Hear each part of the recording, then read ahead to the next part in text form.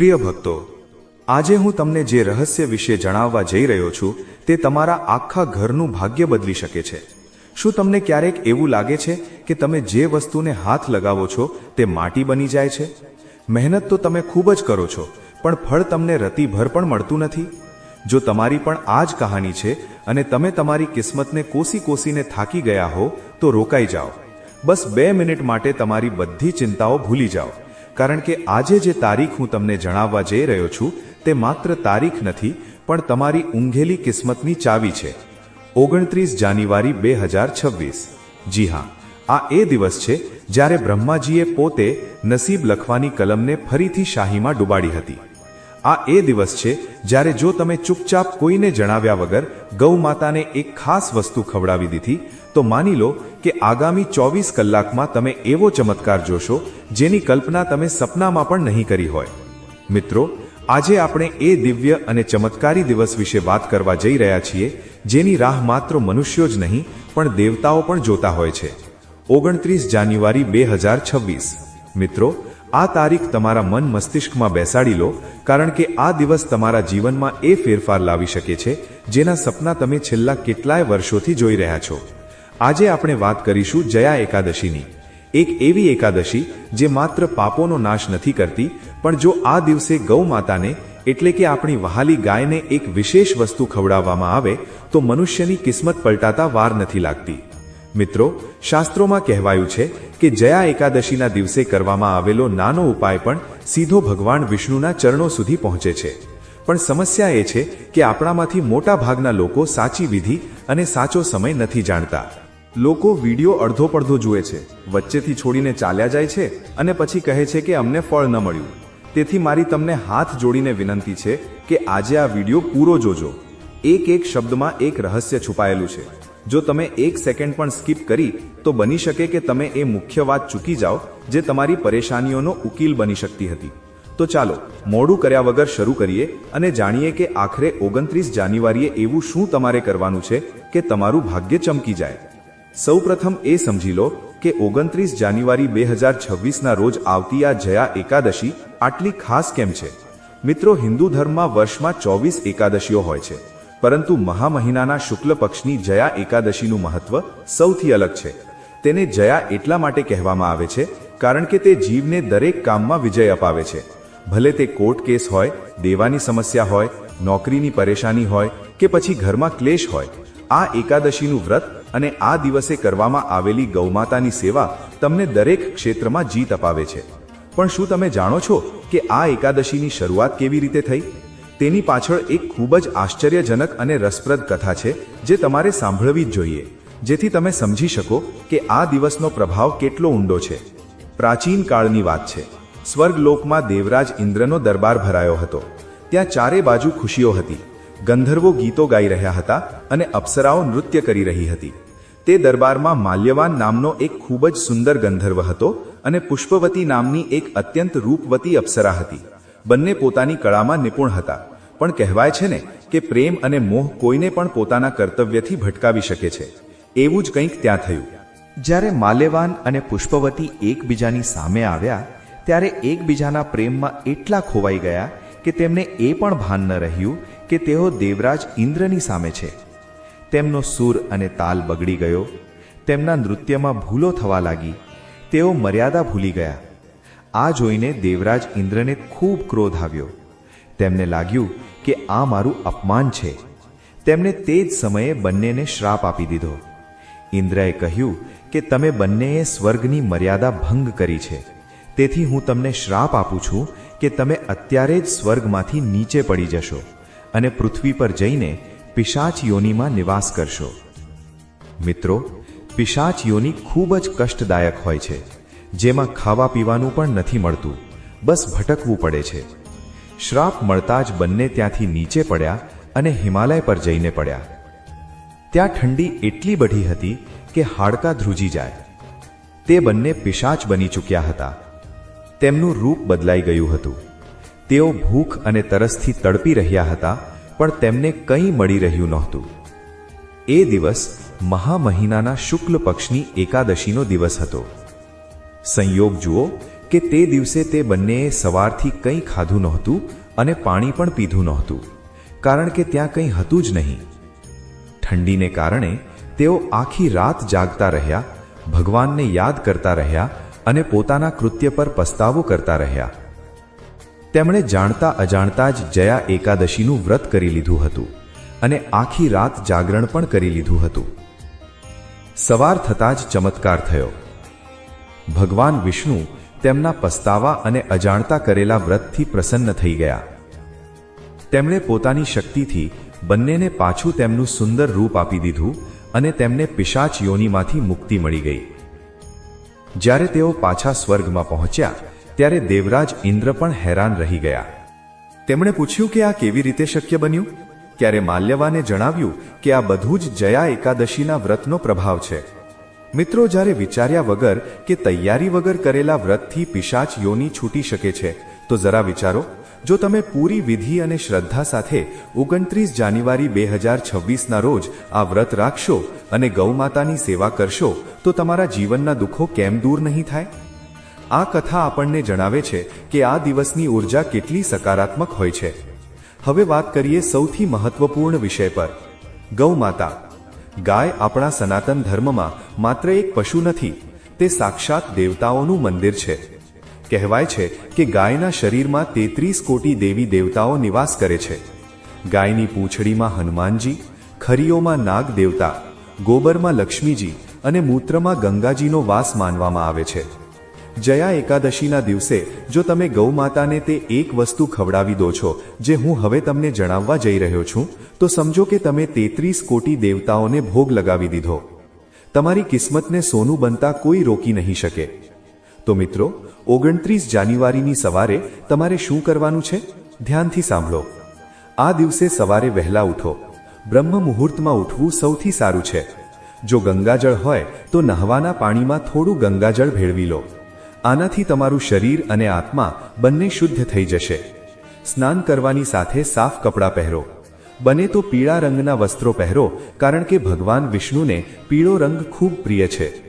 ત્યારબાદ તમારા ઘરના મંદિરમાં દીવો પ્રગટાવો અને ભગવાન વિષ્ણુ તથા માતા લક્ષ્મીનું ધ્યાન કરો. ઓમ નમો ભગવતે વાસુદેવાય મંત્રનો 108 વાર જાપ કરો. આ તો થઈ પૂજાની વાત.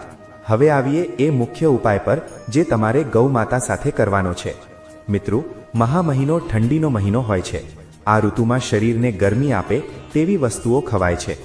શાસ્ત્રો અનુસાર જયા એકાદશી પર તલ અને ગોળનું ખૂબ મહત્વ છે. કહેવાય છે કે આ દિવસે તલનું દાન કરવાથી જન્મ જન્માંતરના પાપ ધોવાઈ જાય છે. તો તમારે શું કરવાનું છે? તમારે ઘરમાં ઘઉંના લોટની એક મોટી રોટલી બનાવવાની છે.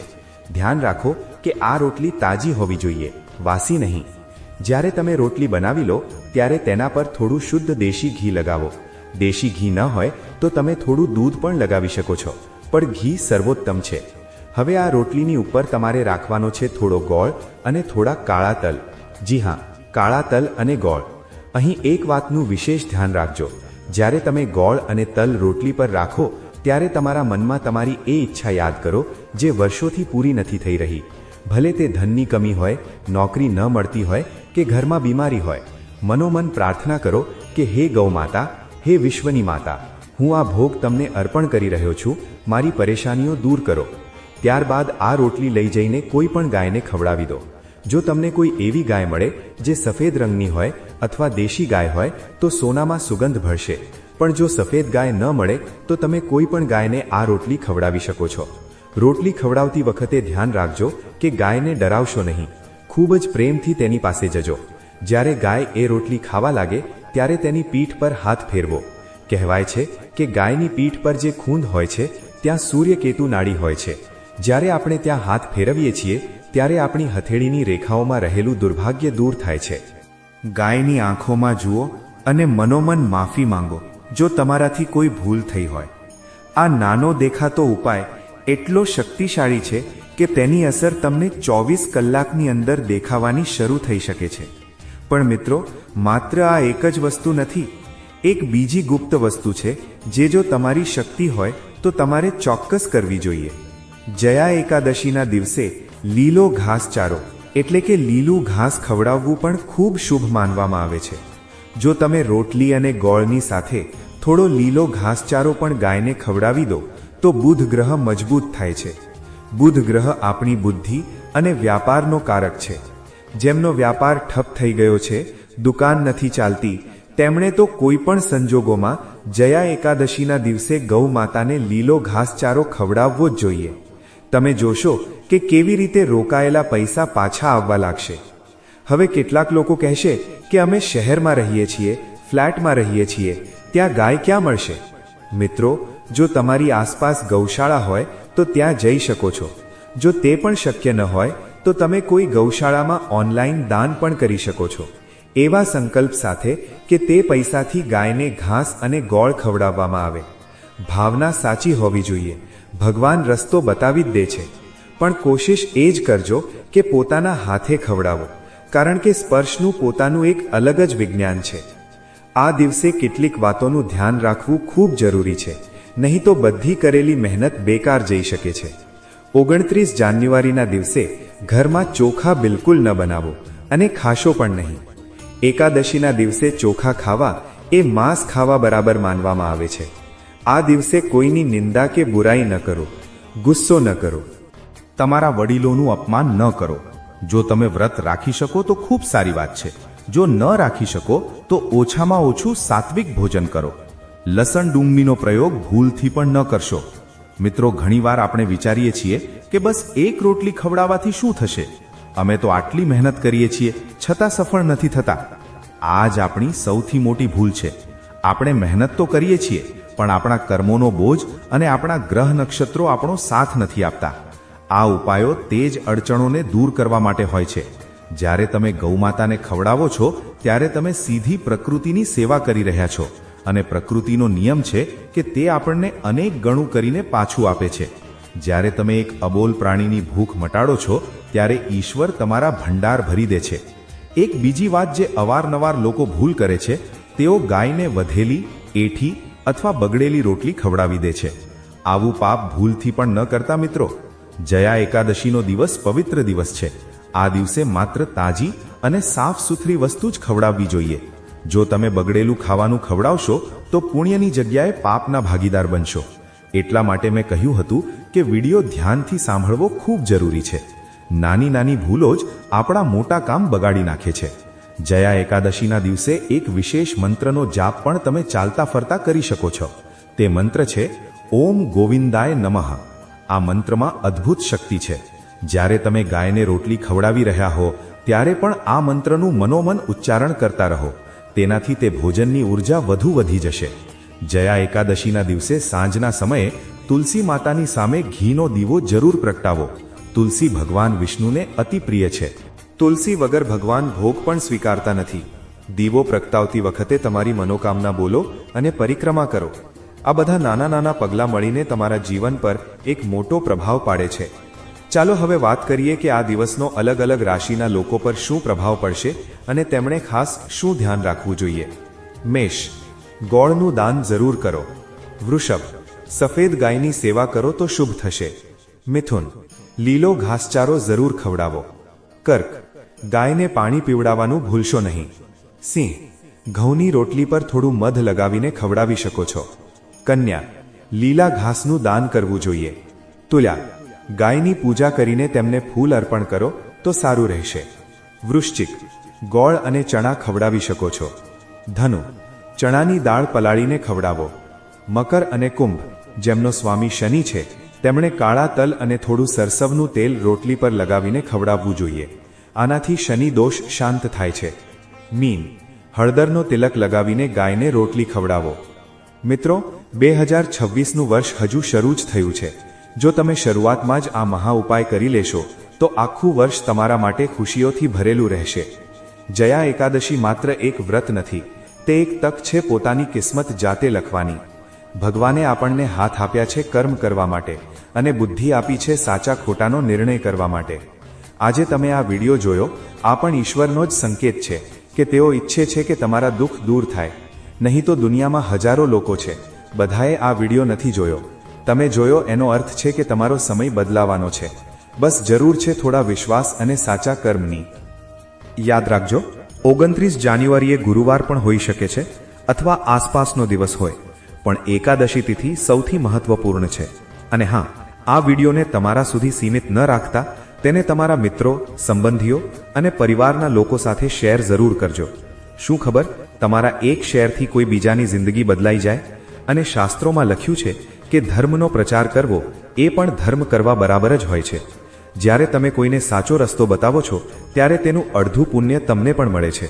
અંતમાં હું બસ એટલું જ કહીશ કે જીવનમાં ઉતાર ચઢાવ તો આવતા રહે છે. ક્યારેક દિવસ સારો હોય તો ક્યારેક ખરાબ, પણ જે લોકો ઈશ્વર પર ભરોસો રાખે છે અને નિયમિત રૂપે ધાર્મિક કાર્યોમાં લાગેલા રહે છે તેમનો ખરાબ સમય પણ આસાનીથી પસાર થઈ જાય છે. ગૌ માતાની સેવાથી મોટી આ ધરતી પર કોઈ સેવા નથી. વૈજ્ઞાનિકો પણ માને છે કે ગાયની પાસે રહેવાથી આપણો તણાવ ઓછો થાય છે, બ્લડ પ્રેશર સામાન્ય થાય છે અને મનને શાંતિ મળે છે. તો આ માત્ર ધાર્મિક જ નહીં પણ વૈજ્ઞાનિક રીતે પણ લાભદાયક છે. તો મિત્રો, તૈયાર થઈ જાઓ 29 જાન્યુઆરી 2026 માટે. તમારી સામગ્રી પહેલાથી જ લાવીને રાખી દો. ગોળ, તલ, ઘઉંનો લોટ બધું તૈયાર રાખો. સવારે આળસ ન કરતા જલ્દી ઉઠીને નહા ધોઈને પૂરા ભક્તિભાવથી આ ઉપાય કરજો. હું દાવા સાથે કહી શકું છું કે બીજી એકાદશી આવતા સુધીમાં તમને અત્યંત પુણ્યકારી ફળ મળશે. માઘ માસની એકાદશી પર કરવામાં આવેલું તર્પણ પિતૃઓને પણ અત્યંત તૃપ્તિ આપે છે. આ એકાદશીના મહિમાનો એક પ્રસંગ પણ મળે છે જેમાં 2 ગંધર્વ શ્રાપને કારણે પિશાચ યોનિ પામ્યા હતા, પણ અજાણતા તેમનાથી જ જયા એકાદશીનું વ્રત અને જાગરણ થઈ ગયું. આ વ્રતના પ્રભાવથી દ્વાદશીના દિવસે તેમનો શ્રાપ સમાપ્ત થઈ ગયો અને તેમને ફરી દિવ્ય સ્વરૂપ પ્રાપ્ત થયું. આનાથી સ્પષ્ટ થાય છે કે જ્યારે અજાણતા કરેલા વ્રતથી આટલું મોટું ફળ મળી શકે તો જે વ્યક્તિ શ્રદ્ધા અને સંકલ્પ સાથે આ વ્રત કરે છે તેના પુણ્યનો અંદાજો લગાવવો પણ મુશ્કેલ છે. હવે પ્રશ્ન થાય કે આ વ્રત કેવી રીતે કરવું? શાસ્ત્રો અનુસાર જયા એકાદશીના વ્રતની તૈયારી દશમી તિથિથી જ શરૂ થઈ જાય છે. દશમીના દિવસથી જ સાધકે પોતાના આહાર અને આચરણને શુદ્ધ કરવા જોઈએ. આ દિવસથી માંસ, મદિરા અને તામસિક ભોજનનો પૂર્ણ ત્યાગ કરવો જોઈએ તથા મન, વાણી અને કર્મથી સંયમ રાખવા જોઈએ. દશમીની રાત્રિથી જ ભગવાન વિષ્ણુનું સ્મરણ કરતા વ્રતનો સંકલ્પ લેવો શ્રેષ્ઠ માનવામાં આવે છે. આ વ્રત શાસ્ત્રીય વિધિ અને પૂર્ણ નિયમો સાથે કરવું જોઈએ. જે સાધક શ્રદ્ધાપૂર્વક નિયમોનું પાલન કરતા આ વ્રત શરૂ કરે છે અને વિધિ વિધાનથી તેની પૂર્ણાહુતિ કરે છે તેની મનોકામનાઓ અવશ્ય પૂર્ણ થાય છે. જયા એકાદશીના દિવસે પિતૃઓ માટે તર્પણ કરવું વિશેષ ફળદાયી ગણાય છે. જો કે દરેક એકાદશી પર પિતૃ તર્પણનું મહત્વ છે, પણ માઘ માસમાં એકાદશીના દિવસે તલ મિશ્રિત જળથી કરવામાં આવેલું તર્પણ પિતૃઓને અત્યંત સંતોષ આપે છે. આગળ આપણે એ પણ જાણીશું કે પિતૃ તર્પણ કઈ વિધિથી કરવું જોઈએ. ભગવાન શ્રી કૃષ્ણ પોતે આ એકાદશીનો મહિમા જણાવતા કહે છે કે જયા એકાદશીના પુણ્ય પ્રભાવથી માલ્યવાન ગંધર્વ અને ગંધર્વ કન્યા પુષ્પવતીનો ઉદ્ધાર થયો હતો. દેવરાજ ઇન્દ્રના શ્રાપથી તેઓ પિશાચ યોનિ પામ્યા હતા અને લાંબા સમય સુધી ઘોર કષ્ટ ભોગવતા રહ્યા. એકવાર અજાણતા તેમનાથી માઘ શુક્લ જયા એકાદશીનું વ્રત થઈ ગયું અને તે જ રાત્રે જાગરણ પણ થઈ ગયું. આ વ્રતના પ્રભાવથી જ્યારે બીજા દિવસે દ્વાદશીનો સૂર્ય ઉગ્યો તો દેવરાજ ઇન્દ્રનો શ્રાપ પૂરો થઈ ગયો અને બંનેને ફરી પોતાનું દિવ્ય ગંધર્વ સ્વરૂપ મળ્યું. આ પ્રકારે આ એકાદશી મનુષ્યના અત્યંત ભારે પાપોનો પણ નાશ કરનારી માનવામાં આવે છે.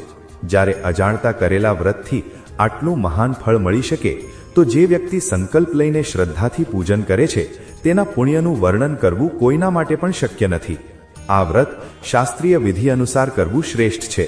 તો મિત્રો, આશા છે કે આ સંપૂર્ણ માહિતી તમને જરૂર પસંદ આવી હશે.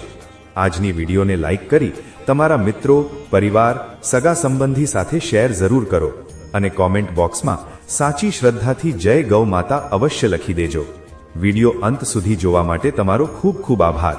જય શ્રી કૃષ્ણ. ધન્યવાદ.